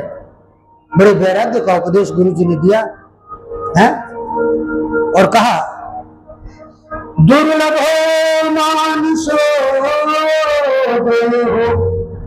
देहिनां क्षणभंगुरा तत्रापि दुर्लभं मन्ये वैकुंठ प्रियदर्शनम्। पंडित जी बड़े भाग मानस तन पावा, दुर्लभम मानुषो देहो देहिनाम दुर्लभः, ये मनुष्य का शरीर बहुत मुश्किल से प्राप्त होता है, ये देवताओं को भी दुर्लभ है, वह शरीर आपको प्राप्त हो गया है। और इस शरीर को प्राप्त करके आप मोह में अंधे क्यों हो रहे हो? अरे आप तो वैराग्य के साथ परमात्मा का चिंतन करो, क्योंकि इस शरीर को पाने के बाद भी इससे भी दुर्लभ है भगवान का दर्शन, भगवान के नाम का स्मरण, भगवान का भजन। पंडित जी दुर्लभ शरीर को प्राप्त करके आप भगवान का भजन करो, भगवान का दर्शन करो, क्यों उलझने जा रहे हो? बहुत समझाया लेकिन कुछ समझ में नहीं आया। ऐसा कहा जाता है, पंडित आत्मदेव कहते ही बोले, या तो आप मुझे कोई उपाय बताइए, आशीर्वाद दीजिए कि मेरे यहाँ संतान हो, और नहीं दोगे तो मैं अब भी आपके सामने यही प्राण छोड़ दूंगा और आपको ब्रह्म हत्या का पाप लगेगा। आपको संत जी ने सोचा कि यार हमने भला इसको पूछ लिया, ये तो हमारे पीछे पड़ गया, अब शरीर छोड़ देगा, हमारे सिर आएगा, ये तो बड़ा बुरा होगा। इससे भला तुम इसे पूछ तो नहीं लिया क्या, क्यों परेशान हो? तो कई बार ऐसा भी होता है, किसी को किसी से परेशानी पूछ लो तो कई बार आप ही परेशानी में पड़ जाओ, ऐसा कई बार हो जाता है, कभी कभी होता है। इसका अर्थ ये भी नहीं कि हम किसी को दुख में पूछे ही नहीं, हाँ ऐसा नहीं है, पूछना चाहिए। पता है संत जी का हृदय पिघल गया। संत जी ने कहा कि चलो संतान ही तो मांग रहा है, चलो गृहस्थ पंडित जी संतान होनी चाहिए उनके यहाँ, देते हैं आशीर्वाद। संत जी ने हृदय से आशीर्वाद दिया और एक फल दे दिया, बोले जाओ पंडितानी जी को खिला देना। आत्मदेव पंडित जी इस फल को लेकर के घर आते हैं और घर आकर के बड़ी प्रसन्न मुद्रा में पंडितानी जी से मिलते हैं और पंडितानी जी से पूछते हैं, अरे भाग्यवान कहाँ हो? अरे बोले क्या हुआ, आज बड़े प्रसन्न नजर आ रहे हैं। अरे बोले प्रसन्नता की बात है। बोले क्या? बोले अब आपकी गोद भर जाएगी, गुरुजी ने फल दिया है, आशीर्वाद दिया है। फल का मतलब आशीर्वाद। आप एक बात याद रखना कि संत तो आशीर्वाद के स्वरूप में आपको कुछ भी दे सकते, और नभी ने ऐसे मुंह से बोल दिया, वो बोला भी नहीं, केवल मन से ही संकल्प लेके आपके बारे में सोच लिया तो भी आपको आपका काम हो जाता है। किसी ने उठा करके फूल दे दिया, किसी ने उठा करके बबूती दे दी, राख दे दी, भस्मी, कुछ भी उठा के दे दिया। काम करती है उनके अंदर की भावना, काम करता है उनका संकल्प, काम करती है उनकी परोपकार की भावना। परोपकाराय सताम विभूतयः, ऐसे संत श्री परोपकार के लिए आज आत्मदेव पंडित जी को आशीर्वाद देते हैं और कहते हैं कि चलो पंडित जी को एक पुत्र रत्न की प्राप्ति हो। पंडित जी पंडितानी से मिलकर वो सब बताए कि ऐसे ऐसे गुरु जी ने फल दिया है और आप उसको खा लेना और बस हमारे घर में संतान आएगी। पंडितानी कौन थी? धुंधुली। और धुंधुली के बारे में आपने जान तो रखा ही है, सब सुन रखा है आपने कैसी थी, ज्यादा व्याख्या नहीं करूंगा। बड़ी अटपटी थी, फल तो ले लिया लेकिन विचार करने लगी, खाया नहीं। दूसरे दिन सवेरे सवेरे उसकी सहेली आई तो सहेली से पूछा कि ये पंडित जी कल एक फल लेकर के आए और मुझसे कह रहे हैं कि आप इस फल को खा लो, हमारे यहाँ पुत्र आएगा। कई फलों से बेटे होते हैं क्या? फलों से भी बेटे हो जाते हैं, फिर तो सबके हो जाए। अब कोई भक्ति तो थी नहीं उसमें, भावना तो थी नहीं कि सबके कैसे हो जाएंगे। भाई तो श्रद्धा रखते हैं, श्रद्धा से तो पत्थर में भगवान प्रकट होते हैं, तो संतों का आशीर्वाद क्यों नहीं फैलेंगे? तो ऐसा कहते हैं, पड़ोसी से पूछने लगी कि ये मैं फल खा लूंगी, मैं गर्भवती हो जाऊंगी, मेरा तो पेट बड़ा हो जाएगा, मेरी तो पूरी बॉडी ही डिसबैलेंस हो जाएगी, और बाई चांस उस बीच में कोई तबीयत और खराब होगी और कहीं मुझे भागने की जरूरत पड़ी तो मैं भाग कैसे पाऊंगी? ऐसा सोचने लगे। मान लो मेरे घर में कोई चोर घुस गए और कोई चोरी करने आ गया, अचानक से मुझे भागना पड़ा। मान लीजिए गांव में बाढ़ आ गई और मुझे भागना पड़ा, तो मैं तो भाग ही नहीं पाऊंगी, मैं तो बह जाऊंगी उसमें। हे भगवान, ऐसे खतरे का काम में नहीं कर सकते। कौन सोच रही है? धुंधली। धुंधली ने सोचा मेरा पेट बड़ा हो जाएगा, मैं तो भरपेट भोजन भी नहीं करूंगी, ये खाओ ये मत खाओ, इतना खाओ इतना मत खाओ, दुनिया भर के नियम, दुनिया भर की पाबंदी, दुनिया भर की बाउंडेशंस कैसे सहन करूंगी? तो पड़ोसी ने कहा, अरे संत का फल है, आपके पतिदेव लेकर के आए हुए, संतों की कृपा से अगर आपके यहाँ पुत्र रत्न प्राप्त हो जाए तो आपको परेशानी क्या है, खाइए। धुंधली ने सोचा कि खा तो लो, तू तो कह करके भाग जाएगी, चली जाएगी, भोगना तो मुझे ही है ना, ऐसा सोचा है। अनेक प्रकार की शंकाएं, अनेक प्रकार की कुशंकाएं, अनेक प्रकार के कुतर्क करने लगी और कुल मिलाकर के फल नहीं खाया। बहन जी आई, बहन जी से कहा, बोले बहन जी ऐसे ऐसे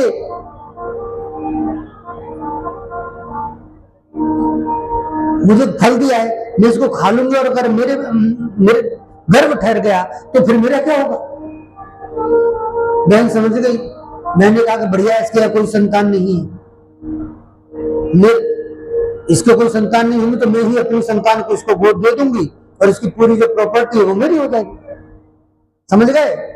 सगी बहन के अंदर भी ऐसा विचार आया। तो कई बार हमारे जो सगे होते हैं उनके अंदर भी हो सकता है कि हमारे प्रति कोई बहुत अच्छे विचार न हो, अक्सर ऐसा नहीं होता लेकिन होता भी है, दोनों बातें। तो बहन ने कहा, अरे पागल, तू इतना कष्ट भोग के क्या करेगी? मेरे तो 4 संतान है, अब फिर मेरे यहाँ एक संतान आने वाली है, मैं उस संतान को तुझे दे दूंगी, वो तेरी, तू गोद ले लेना, तू कष्ट से बच जाएगी। और फल का क्या? फल को तो गाय को भी खिला देंगे। समझ गए? तो फल को गाय को खिला दिया। बहन जी के उपदेश से, बहन जी की सलाह से ऐसे एडवाइजर मिल जाए तो बात ही क्या है? संत का प्रसाद, संत का फल, संत का आशीर्वाद, उसका निरादर करते हुए गाय को खिला दिया और कह दिया कि ऐसे पेट पर कुछ कपड़े उपड़े बांध करके थोड़ा बड़ा कर लेना इसको, हाँ मेरे यहाँ बच्चा होगा तुझे दे जाऊंगी। ऐसा ही किया। 9 महीने बाद और ये संयोग होगा कि उसके यहाँ बच्चा आया तो वो अपनी बड़ी बहन जी को दे गई, धुंधली को। ठीक है। 3 महीने बाद गाय के यहाँ भी एक बच्चा आया। ऐसा कहते हैं कि पूरा शरीर मनुष्य जैसा, केवल कान जो थे वो गाय जैसे, इसलिए नाम रखा गोकर्ण। क्या नाम रखा? गोकर्ण। भागवत कहती है कि गोकर्ण जी महाराज बहुत सुंदर है, बहुत सुंदर है, बहुत दिव्य कांति है उनके शरीर की, बहुत एक अलग तरह की आभा है, प्रतिभा है उनमें। क्यों? क्योंकि वह संत के आशीर्वाद से आए हैं। संत की तपस्या, संत का मनन, संत का चिंतन, संत का त्याग, संत का परोपकार, संत की जितनी भी उदार भावनाएं हैं, जितने भी उदार विचार हैं, सबका समावेश उनके आशीर्वाद स्वरूप उस फल में था। और वो फल गोकर्ण जी महाराज के आने का कारण बना है। इसलिए गोकर्ण जी महाराज अद्वितीय है, अप्रतिम है, विलक्षण है, अद्भुत है।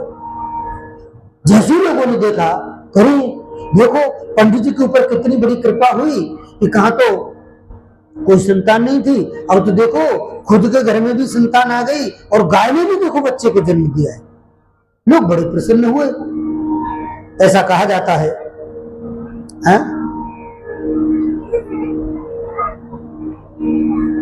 कि उस दृश्य को देख करके हर व्यक्ति प्रसन्न था। पंडित जी से कहा धुंधली ने कि लो आ गया, देखो कितना बढ़िया बेटा हमारे यहाँ है। पंडित जी बड़े खुश हुए। हाँ ठीक है। तो ऐसा कहते हैं कि गोकर्ण जी का जो नामकरण किया था वो पंडित जी ने किया था। गाय के समान कर्ण हो जिसके, इसलिए उसका नाम होगा गोकर्ण। पंडित जी विद्वान थे, ज्योतिषी थे, सब कुछ जानते थे, तो उन्होंने गोकर्ण नाम दिया। और जब धुंधकारी का नाम रखने की बारी आई तो धुंधली बोली कि सबके आप ही रख लोगे क्या? मैं किस लिए हूं? नहीं रखूंगी मेरे बेटे का नाम। पंडित जी ने कहा आप रख लो। क्या नाम रखोगी? बोले मेरा नाम है धुंधली और मेरे बेटे का नाम होगा धुंधकारी। मेरे नाम से होगा। किसके नाम से होगा? मेरे नाम से होगा। अपने नाम से धुंधली ने बेटे का नाम रखा।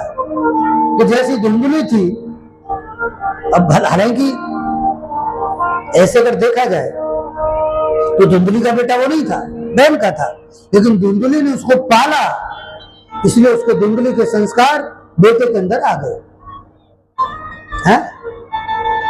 तो बताते हैं कि गोकर्ण जी महाराज तो बहुत बड़े श्रेष्ठ विद्वान बने हैं, संत स्वभाव के बने, बड़े ज्ञानी हैं, बड़े तपस्वी हैं। गोकर्ण जी बड़े स्वाध्याय करते हैं, बड़े साधना करते हैं, लेकिन धुंधकारी बदमाश बना। बदमाश का अर्थ है कि दुनिया भर के जितने अवगुण थे सब धुंधकारी में आ गए। ठीक है। तो जिस पंडित जी, जिन पंडित जी को पुत्र की आवश्यकता थी, वही पंडित जी पुत्र के कारनामों से इतने दुखी हो गए, उसकी आदतों से, उसकी जो बैड हैबिट्स थी उनसे इतने परेशान हो गए कि घर छोड़ने का मन बना लिया। पंडित जी तो घर छोड़ के चले गए। अंतिम अवस्था में। और ऐसा कहते हैं जो धुंधकारी थी, जो धुंधली थी, उसने भी बहुत बुरी तरीके से अपने प्राणों का अंत किया, उसे दुखी होकर के, क्योंकि बहुत ज्यादा गलत आदतों के कारण सब दुखी हो गए। उनके जो भाई थे गोकर्ण जी, वो भी चले गए तीर्थ यात्रा पर। वैश्याएं घर में ला करके रख ली। वैश्या ने देखा जितने दिन तक उसके पास पैसा था, पिताजी का कमाया हुआ, पंडित जी की मेहनत की कमाई, उसे धुंधकारी ने गलत तरीके से कमाई। एक दिन आया, जैसे उनको पता चला कि तो माल पानी खत्म हो गया है, खत्म होने जा रहा है, ये तो दुष्ट है, इसको क्यों खत्म कर दिया जाए। हाँ, अब इससे क्या लेना देना, पैसा खत्म। ऐसा कहते हैं कि उन्होंने धुंधकारी की बड़ी बुरी तरीके से मृत्यु की। कथा कहती है कि जब वो ऐसे नहीं मरा, खाट से बांध के मारा उसको, जब फिर भी नहीं मरा तो उसके मुंह में जलते हुए अंगारे ठूंस दिए। अंगारे, इतनी बुरी तरीके से धुंधकारी की मृत्यु हुई, पता चला कि वो प्रेत बन गया। क्या बन गया? प्रेत। याद रखना, अंतिम समय पर आपकी मृत्यु जैसी होगी, आगे वाला जो जन्म है या आगे वाली जो गति है वो उसके ऊपर होगी। अंत काले मति सो गति। परिणाम ये हुआ कि धुंधकारी प्रेत बना। माता पिता कोई नहीं, घर में ताला पड़ गया।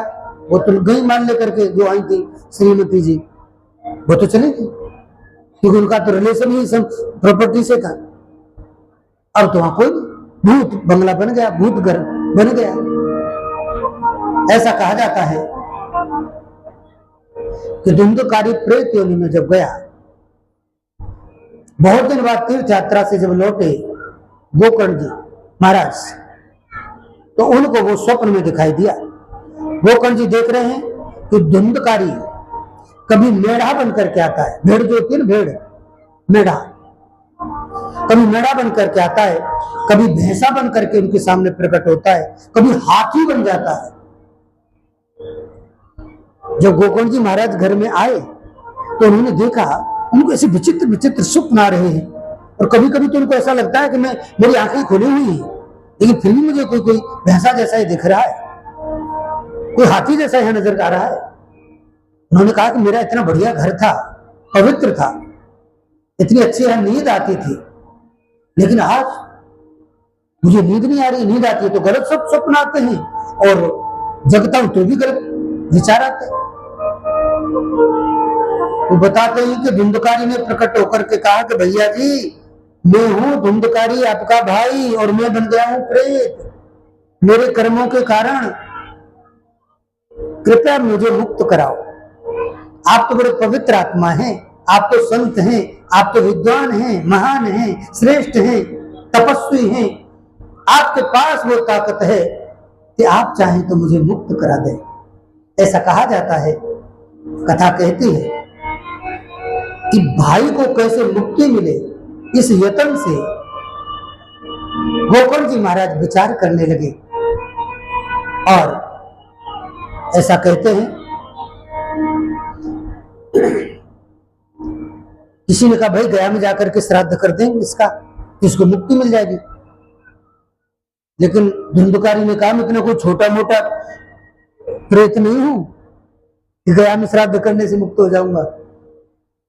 तो बोले, बहुत भारी भरकम प्रेत हूं, मेरी मुक्ति इतनी आसान नहीं है। स्पष्ट रूप से कहा, गया श्राद्ध सते नापि मुक्ति में भविष्यति। आप सैकड़ों बार भी गया में जाकर के मेरा श्राद्ध करेंगे तो भी मेरी मुक्ति नहीं हो सकती। तो भाई पर और अधिक वजन आया। गोकर्ण जी सोचने लगे कि यार फिर मैं इसकी मुक्ति कराऊं कैसे, तो गया में जाकर के भी नहीं मुक्त होगा। और कई संतों से पूछा कि धुंधकारी की वो मुक्ति कैसे हो सकती है, मेरा भाई दुखी है, प्रेत योनि में चला गया है, और अगर मैं उसको प्रेत योनि से मुक्त नहीं कर पाया तो आगे फिर उसको आखिर कौन मुक्त कराएगा। मैं आपको एक ज्योतिषी होने के नाते सुझाव दे दूं कि जो प्रेत आत्मा जो प्रेत योनि में चली जाती है, अगर उनके वंशज, उनके भाई हैं, भाई बंधु संतानें, या उनके वंश में होने वाली जो भी संतानें हैं, उनके जो संबंधी हैं, अगर वह उनको मुक्त नहीं कराते तो ये आत्माएं लाखों वर्ष तक भटकती रहती हैं और वह उस पीढ़ी में जन्म लेने वाले लोगों को दुखी करते हैं। ये पितृदोष यही तो है, और क्या पितृदोष है? आपके घर में पितृदोष होगा, फिर उस घर में जो बच्चा जन्म लेगा उसकी कुंडली में पितृदोष